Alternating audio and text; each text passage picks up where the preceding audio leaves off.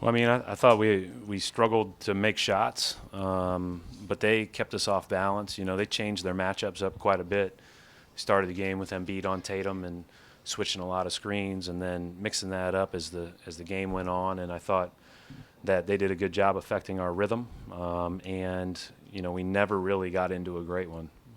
But our strength has to be in our depth, and when one guy doesn't have it going, the rest of the team has to pick them up, and everybody has to play with great effort because the guy behind them's chomping at the bit to get in. And so I thought that all of them did their jobs hard, and I thought had great focus to do it well. And I think that we'll clean up the offensive stuff, but if we can guard like that, we got a chance to be decent. Yeah, I thought they had moments. I mean, Kyrie's never going to have a game like that probably, and that's, everybody's been talking about Gordon being gone for 12 months, but Kyrie's been out for 6, and had no intention of really restricting him minutes-wise, but it's probably not all bad to play 29 in that first one, get your feet underneath you, and get ready to go from here. Brad, just going off Aaron at the start of the second half with the starters, was that in response to the matchups or just a way to try to manage Gordon's minutes a little bit? Redistribute the minutes restriction. Do you plan on using that regularly, or is that just going to be while he's on that restriction? No, I think we'll probably use that regularly, but it won't always be the same guy. Coach, the last couple of weeks, you guys have talked a lot about effort and translating that from practice to games. How would you assess what you saw out of the guys tonight at both ends? I thought both teams played hard, but I thought we competed. I thought that our depth was a big factor in the game. Whenever things started to go awry, and we put new, fresh guys in, they all made plays, and that's what it's got to be for us. And we're a long way from being really good, but if we play hard, then we have a chance to get there. Brad, giving Gordon that extra time so that he could, or on the bench, so that he could come in and play an extended run at the end, did you feel like he looked more in rhythm and had the energy that you were hoping for by doing it that way? I thought that they, again, knocked us out of our rhythm a little bit with their really good schemes. And so I don't know that I would characterize it as rhythm necessarily, but I feel comfortable doing that. He feels comfortable doing that. He'll do whatever he needs to do to get back to playing consistently and playing well, and more importantly, whatever's best for us.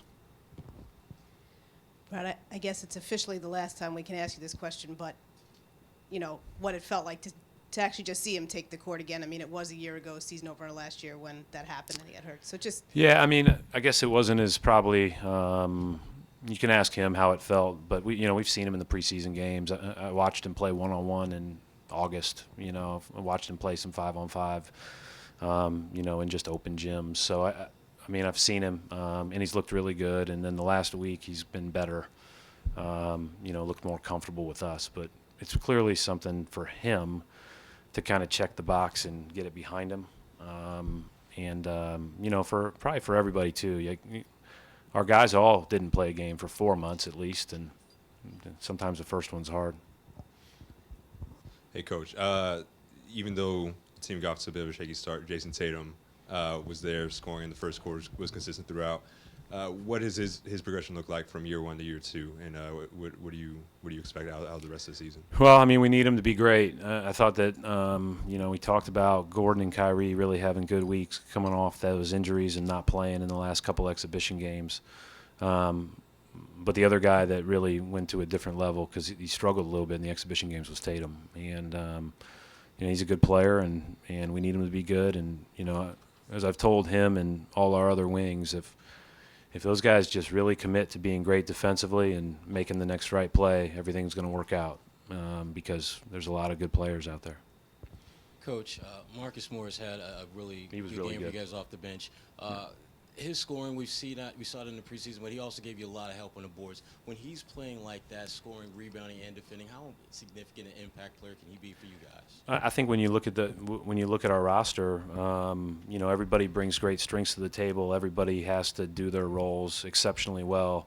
But we're asking more of Marcus Morris than we are of a lot of guys because, he's a guy that could be playing 32, 34 minutes a night starting and playing a lot for a lot of places. But for us, we need him to come in and do exactly what he did tonight. And there will be games where he plays more. But, you know, I couldn't appreciate a guy more than I appreciate him, because he's the one that has really, you know, right from the get-go, he's played like he's completely unaffected by role. He's just going to play really well when he goes in the game.